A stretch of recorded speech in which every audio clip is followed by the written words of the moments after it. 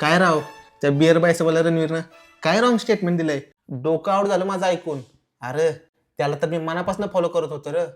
तसं म्हणणं बरोबर आहे तुझं. स्टेटमेंट तर रॉंगच दिलंय त्यानं. नाहीतर काय, हे असलं आपल्या संस्कृतीमध्ये चालते का? नाही नाही, जे होतंय ना ते बरोबर होतंय. ह्यांना जेलमध्ये टाकाय पाहिजे. ह्यांची हीच लायकी आहे.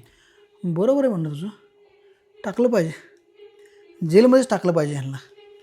असं पण आपल्या जेल रिकाम्याच आहेत की. म्हणजे अरे म्हणजे ती आत्ताची अतुल सुभाषवाली केस, तिचं काय झालं? कोण गेलं जेलमध्ये? आणि जर गेला असेल तरी बेल मिळालीच की. जेल तर मोकळीच आहे की आपली. आणि ती पुण्यातली पोर्शे कारचं प्रकरण आठवते का? त्याचं काय झालं? जो आतमध्ये गेला त्याला बेल मिळालीच की. जेल तर मोकळीच राहिली. अरे मी तर म्हणतो अजून 2-4 लोकांना आतमध्ये टाकलं पाहिजे. निदान त्या कारणानं तरी आपले जेल रिकाम्या राहायच्या नाहीत. अरे अवघड आहे आपल्या समाजाचं.